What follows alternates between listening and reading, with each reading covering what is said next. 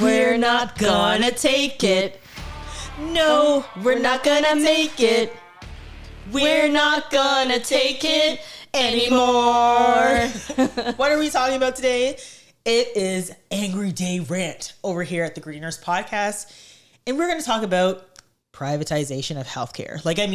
It's been time that we've had this conversation. It's very timely. We keep hearing about it.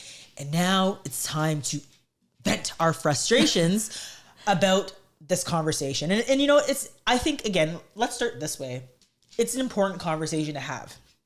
I remember when I was invited out to the Globe and Mail with the Canadian Medical Association to have this conversation, people were like, how dare you go join this privatized conversation and have this talk? If we don't have this talk and we're not at the table, then we're on the menu. Right. And we pride ourselves on being the gritty nurses that talk about hot topics. And so we really want to lean into this topic today. And just even thinking about our healthcare system and our identities as Canadians. Like, when you think of Canada, do you still think public healthcare, or are you thinking like what is happening right now with our healthcare system? Yeah, I think what people are thinking about is what options are there, which is fine. But the thing is, we have to remember that we are and rooted in having a publicly funded system. But right now, the public funded system is under more than just duress. It is literally crashing. But the thing is, it's not that, you know, it's anything that we've done or nurses or people in healthcare that have done, because, you know, they keep on saying, here are some of the reasons why the system's not working the way it is.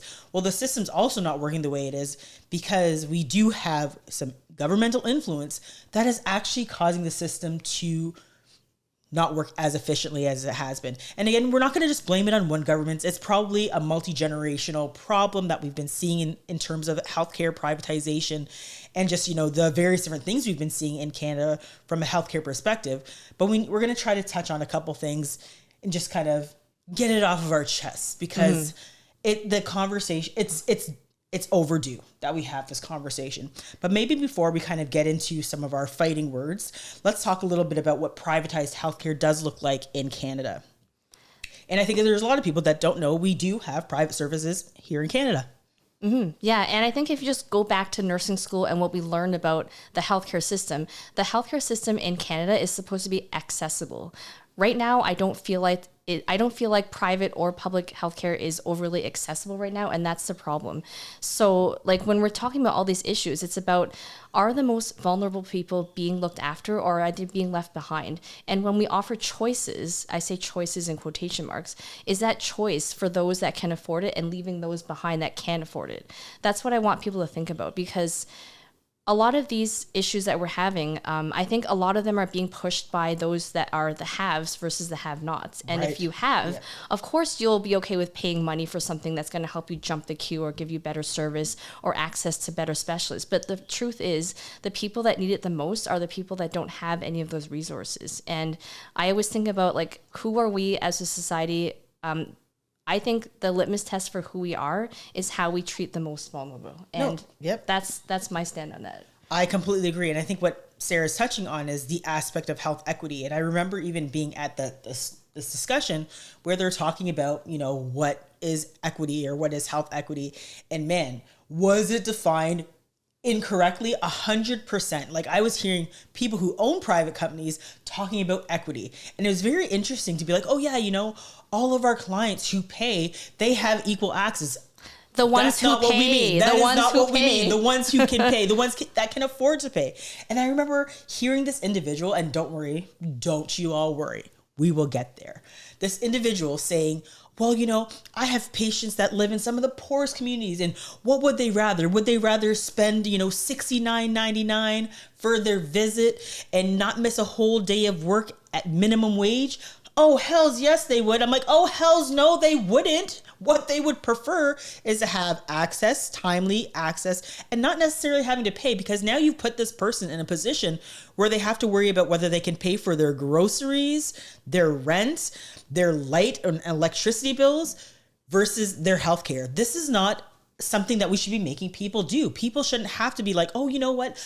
I'm sick, but oh crap. You know, I got this extra $70 kicking around. Nobody's got extra money kicking around. Okay. Like right now, there are people I know that have great paying jobs that, you know, should be doing well, and people are struggling. People from all backgrounds and you know, experiences, job areas are struggling. So asking someone, particularly someone who is, I would say again, this person said, you know, a vulnerable patient. No, they're not a vulnerable patient. The systems that we creates those vulnerabilities, creates those inequities. And we should never be saying, you know what, take care of yourself or pay your bills. Like that is unconscionable to me. But I think let's circle back to the whole idea of like, what are some privatized services here in Canada that maybe people don't understand there. Right. And I think that all of the listeners here that are not from Canada maybe don't understand that universal healthcare in Canada doesn't mean universal. So there are things that really have never been covered, such as dental care. Oh my God, right? dental care. Wait. Like eye exams are only covered if you're under 18, or I believe if you're a senior citizen. Yeah. Or if you have a certain medical condition that excludes you. So for example, my husband has a certain eye condition and he does not have to pay for eye exams, but that's again, the exception to the rule.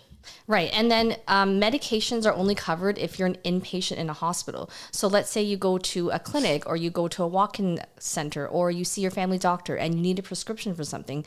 That medication is usually not covered. So it's definitely not covering all medications.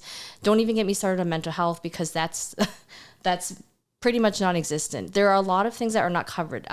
If you needed specialized medical devices, for example, a lot of that's not covered either. So I think there's a lot of gaps in the system, and I see it just further eroding. Like I think I saw last summer, there was a lot of lab tests that very quietly got phased out. So patients that go for normal blood work, all of a sudden they're being asked to pay for this normal blood work that they never had to pay for before. And we just keep hearing about more and more that's not covered, but it's not necessarily making the news. And I think that's intentional. But we really need to be aware of what's happening to our healthcare system, and we need to stop what's happening, because the truth is, do we want to be a country where people are starting GoFundMes because they can't afford care, because they're going onto the black market for medications that are really just basic, like insulin? I hear about that happening all the time.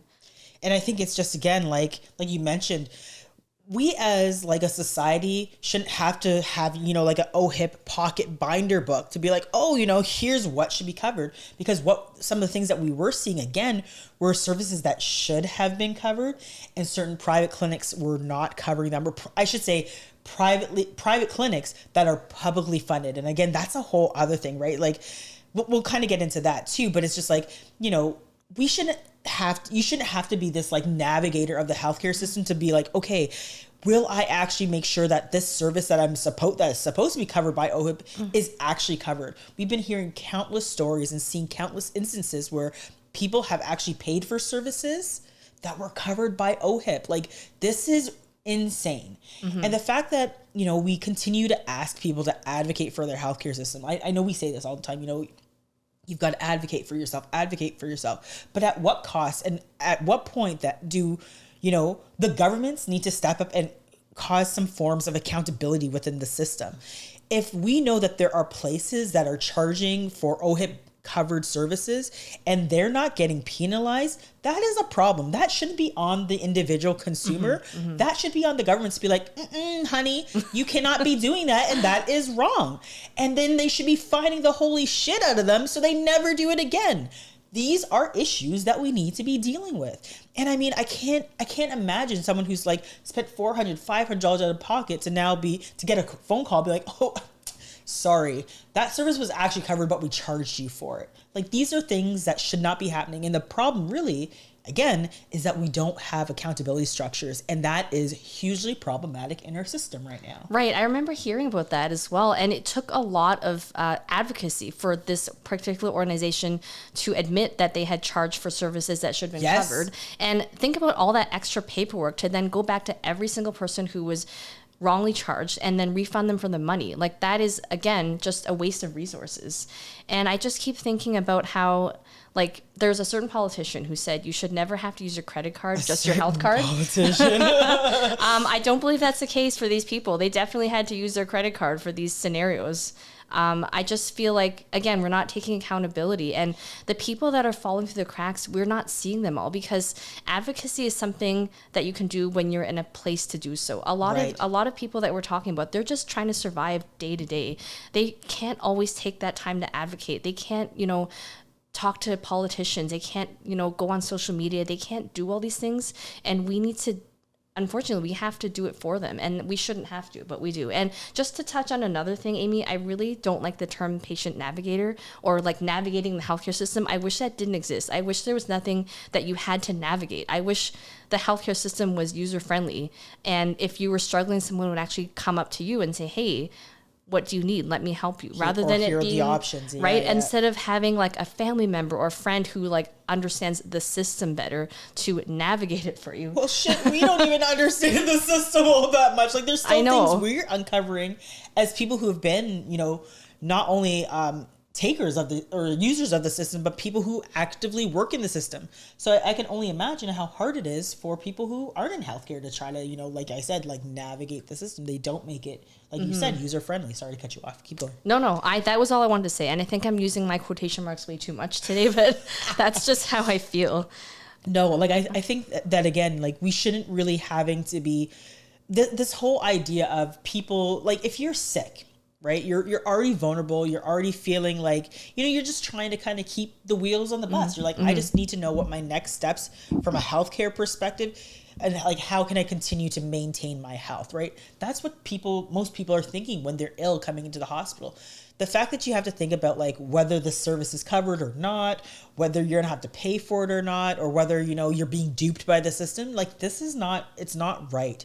And it is completely unfair. And we know that, let's talk about, communities that are rural. Let's talk about indigenous communities. Let's talk about, racialized communities that, again, they don't have that access, and they don't have all of the tools that, other communities they might have.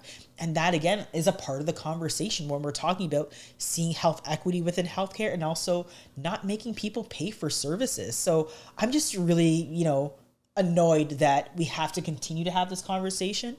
But again, is it selective outrage? Are we just getting mad about nothing? Or is this something that we should be concerned about? And I would say this is something we need to be concerned about. We're seeing this slow creep, or I would say neoliberal creep within the system of it starting to change. We're seeing people saying that, hey, you know what? Maybe we should have a privatized options. There was an article just recently, I don't know if you saw it, where it was saying something like over 11,000 patients had died waiting for MRI and other services. Again, when I see these headlines, I always want to say, well, what was it before?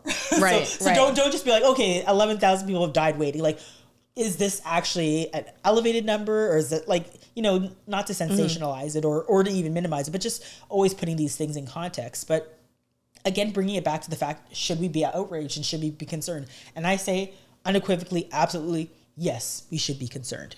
Right. And I think there's just maybe fatigue from hearing about all the different problems in the healthcare system, right? So this has been 3 years nonstop of this is wrong, this is wrong, this is wrong. And truthfully, we're not seeing any tangible solutions. So there might be a little bit of fatigue, right? But I do think that this is something we should all be concerned about. And the fact that there are not enough primary care practitioners, the fact that there's still hallway medicine happening, the fact that people have died waiting for tests, like, I don't think this is a headline that's meant to shock people. I think it's just to educate people on what is actually happening. The fact that I read an article recently that there are rural community hospitals.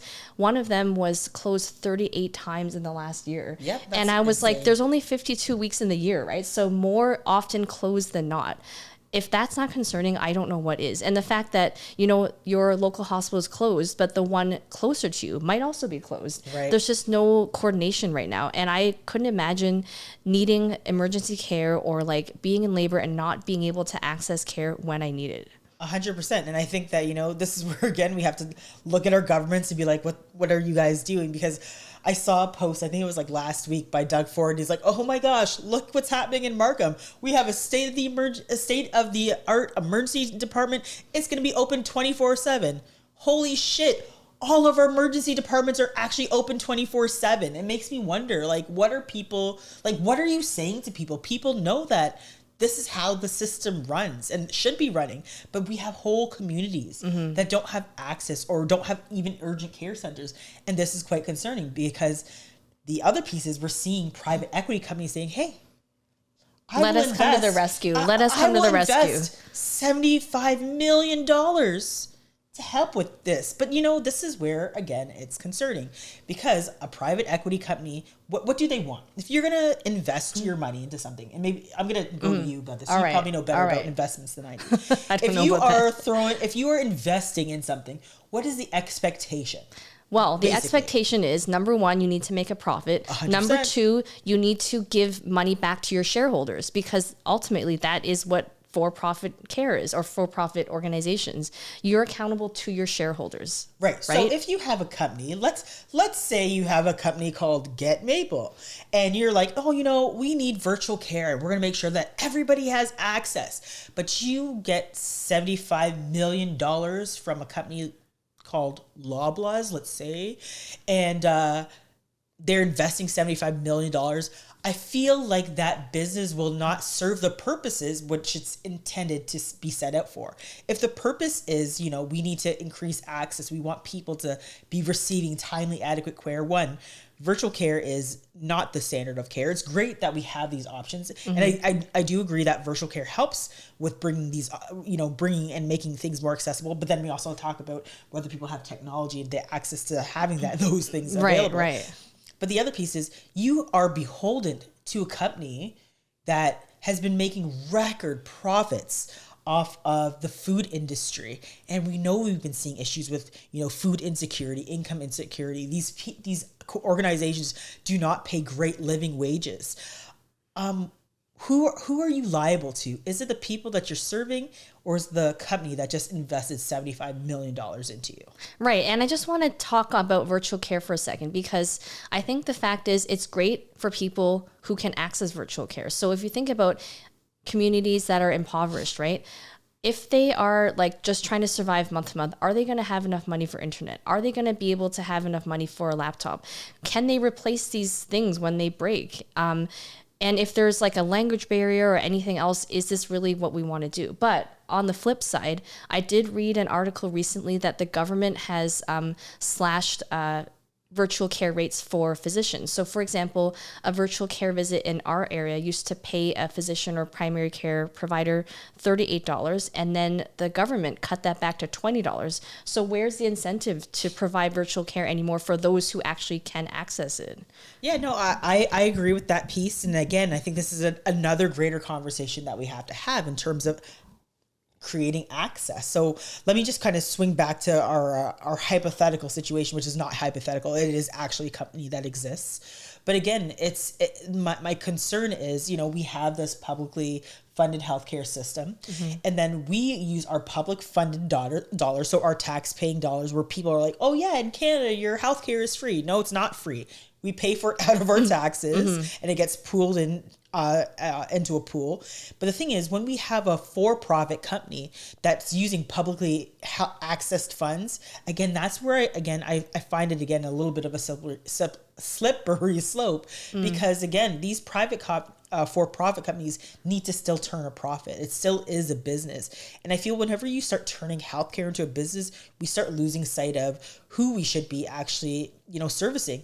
We should be servicing people. And I think that, that's concerning, because we are wasting dollars. And we see this specifically in, situations where they're using, for the most recent example is within nursing. So for example, a private company hires nurses and they say, oh, we'll pay you $150 for your shift, as opposed to $45, $48, whatever the premium is under your union.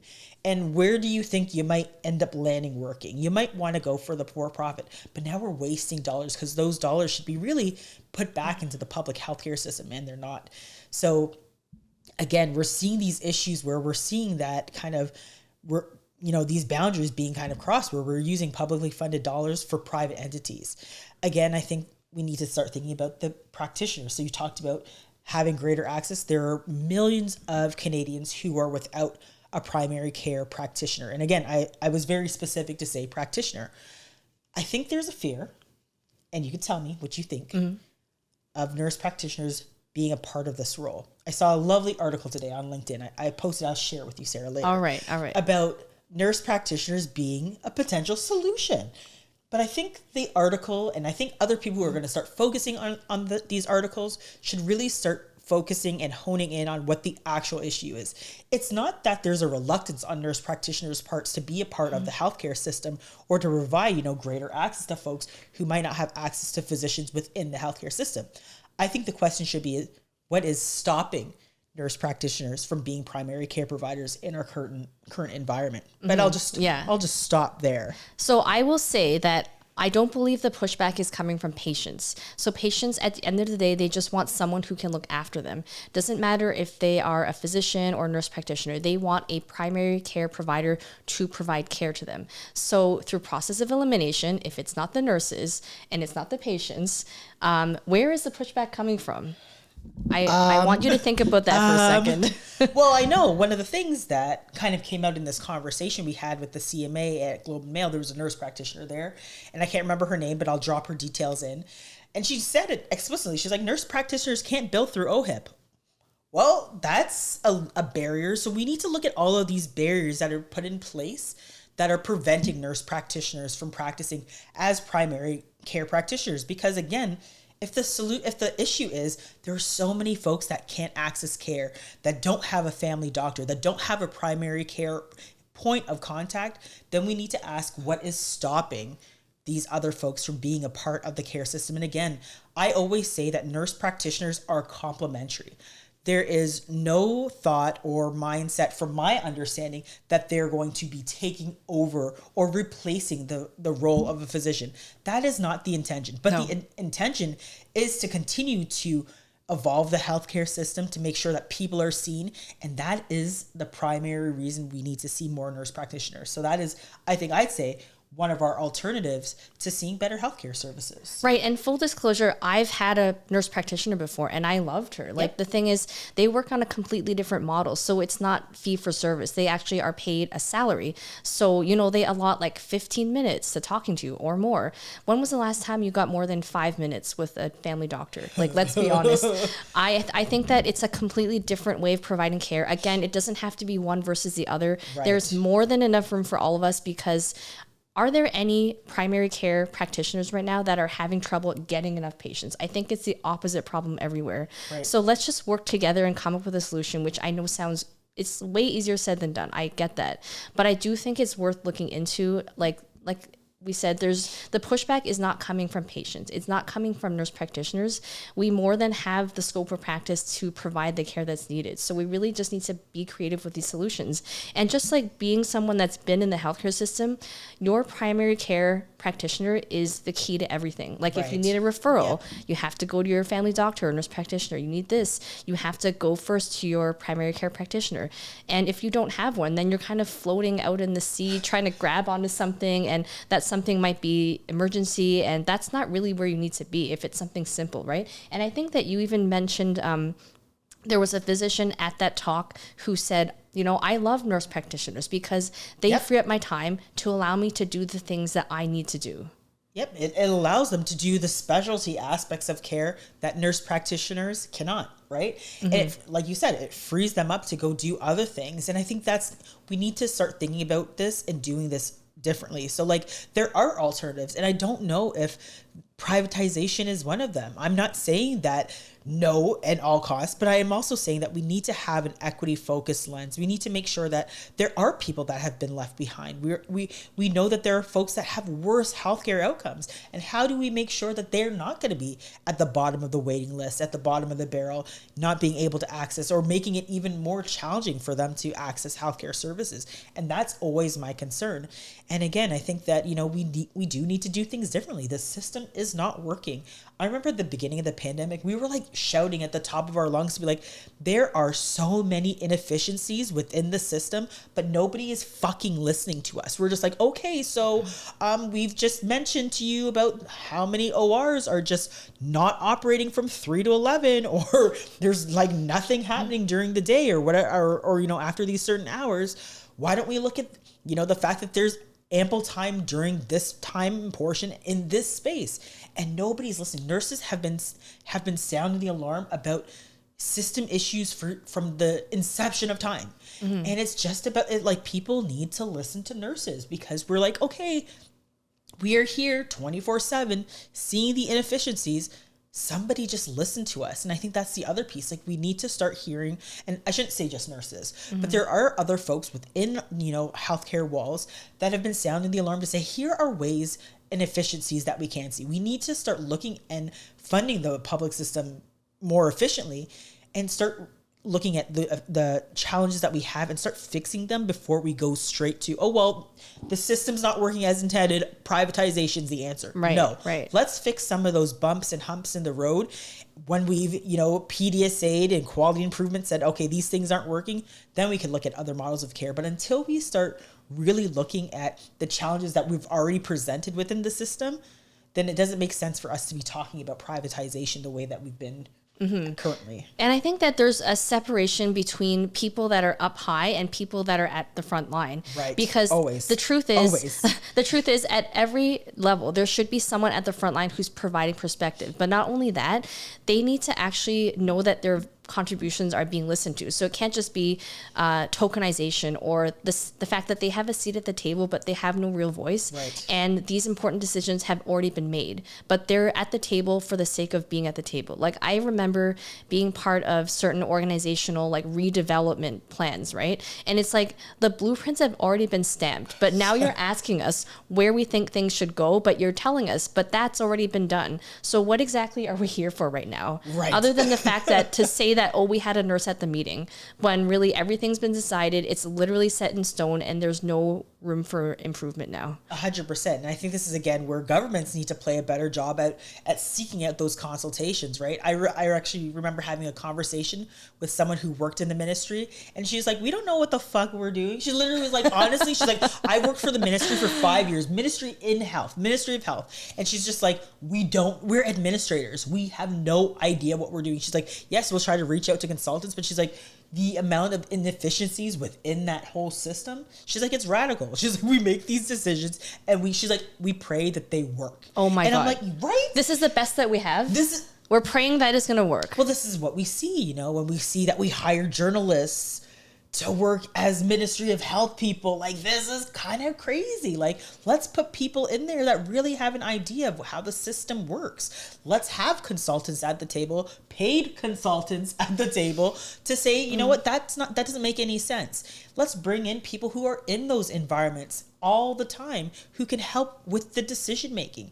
I don't understand how we have a system in our government where we can have people in healthcare roles or equity roles that don't have experience in healthcare or in equity. You know what we're doing? We're literally just playing musical chairs. It's like, here's your group. Okay, we're just going to put you here and you here and you here. And even though you don't have any experience, this is your new role. Okay, so make it work. Yeah, but it's scary because then, this person's now in the Ministry of Health and they've never known anything about healthcare, but now they're making decisions for all Ontarians, all Canadians, people across the board about health without having that fundamental understanding. And then again, accountability. There is the real issue here is we have zero accountability structures in place to, one, make sure that the system is efficient, two, to ensure that people are receiving the care that they deserve, and three, that the money is not being wasted. Mm-hmm. We have an accountability issue. Like, we should have someone being like, oh yeah, this Minister of Healthcare is not doing what they're supposed to be doing. They haven't met their goals. They haven't met these quotas. Out they go, right? But we don't. We have no accountability structures. We don't have anybody looking at the books going, oh yeah, we're wasting money here when this system works better. Right? We don't have to reinvent the wheel. There are things out there that we know that are working really well. Why aren't we adopting them? Why aren't we having these conversations? Everything in healthcare is so siloed. Mm-hmm. Then of course we're going to be wasting lots of money because we're not doing the things that we should be doing. So again, we need to be looking at a system of accountability. Maybe we should have like an accountability minister of health that is saying, this is not working, and we got to start asking people. And again, it's just, we need to be concerned about the people that we elect. If they don't understand the system, they're not willing to understand, or they make promises like, oh, I'm going to end hallway medicine. And now we have bathroom medicine. We have non-traditional space medicine. These are quality and safety issues. I think about, like how we were in labor and delivery and maternal child. And what are the first things that we do? We go into a room before we even bring a patient in. We got to make sure all the safety equipment's there. So you're going to check your oxygen. You're going to check your, is your suction working? You're going to check. There are people that are sitting in rooms where they might have an emergency where none of these things exist because they're in spaces that they should not be in.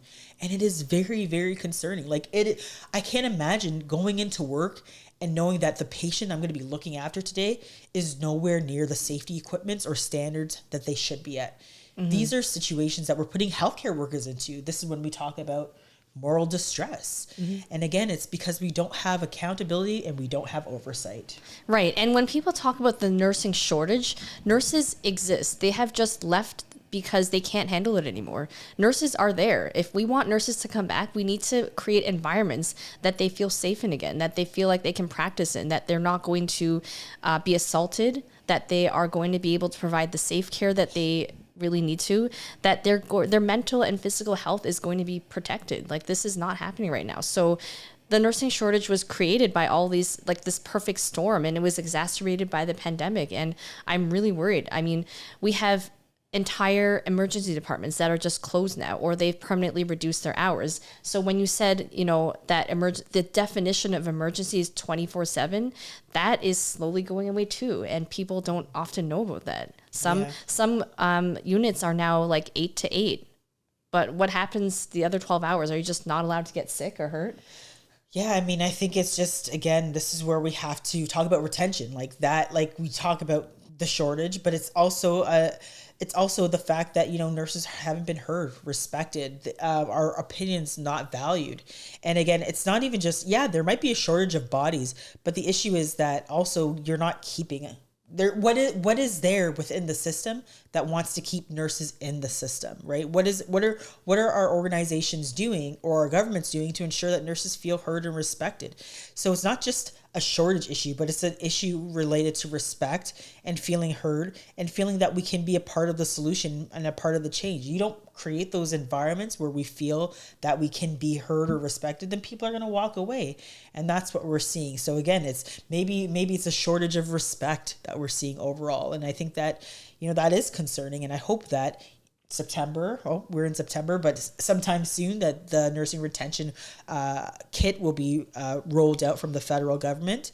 And again, it's something that we can look forward to again, but we need to have an accountability structure put in place to make sure that this retention toolkit will be successful as well. And again, I think about other areas of the world, whether it's the US or, UK, wherever our listeners are from. And I would love to have other people reach out to us and say, like, how are things working over with you? For sure. Are there solutions that you might have for us? Because again, we're working in these silos, and I think that we just need to do these things better and work together. And I think that if someone says, hey, I got this that works well, we should adopt it. I think we need to be much more creative than we've been. But I think that, again, it's a conversation worth having.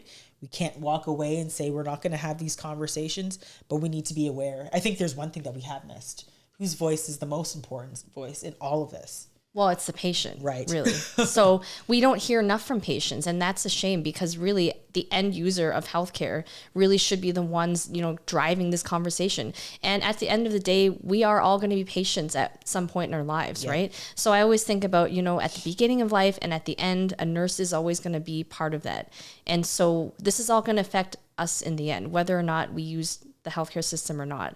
And just in terms of a lot of the things that we mentioned, we are going to be dropping all those links in the show notes. So please take a second and read through and educate yourself. If you want to reach out to us and let us know your thoughts, or if you have other topics that you want to hear about, please let us know. Our website is grittynurse.com. And our email address is grittynurses@gmail.com. And we haven't had a rant episode in a while, and I think we got to have a little bit more of these conversations. And I call them rants, but again, at the end of the day, these are the thoughts that a lot of people are having, right? They might not have the forum or the space to have these conversations, but we need to have them. And I think the other piece is next Monday, if you're available in Ontario, there is going to be a rally at Queen's Park on the 25th. We are going to be there. So I really hope that you can come out and support, making sure that we are having an efficient public healthcare system, and that also we're saying no to privatization. We're saying no to having loopholes within the system that's creating these private entities as well. So again, I think if you can come out on the 25th to Queen's Park to support healthcare workers that want to see a better publicly funded system, that would be great too. And again, I'm going to drop in that we have a book coming soon. Oh my God, how did we not mention that? To be excited about. Yes. So the book is called The Wisdom of Nurses. It's going to be released by HarperCollins. The date right now is April 2nd, 2024. So mark your calendars. Amie and I will be telling you a little bit more about this as the date comes closer, but definitely keep that in mind. If you want to learn more about nursing, or if you have a family member or a friend or a loved one that's a nurse, please consider getting this book for them. It's going to be amazing. Yeah, and I mean, as soon as we know when you can get it for pre-sale, we'll let you know. But again, it will be available, I believe, on Audible and all sorts of different platforms. So stay tuned. We will keep you abreast. And again, it's not just a nursing book. It's a book for anybody that they can read and they can understand a little bit and get that little gritty nurse glimpse and insight into healthcare. So stay tuned, and we'll see you and hear from you in the next couple weeks. Take care, everyone. Thank you so much for listening to the Gritty Nurse podcast. Check us out on grittynurse.com. We are speakers, thought leaders, upcoming authors. Book us at your next event. And don't forget to subscribe to our YouTube channel. You can also check us out on Apple Podcasts, Spotify, Google Podcasts, iHeartRadio, and all other major podcast platforms. Don't forget to subscribe, listen, and leave us a review. So, thanks again for listening, and stay gritty.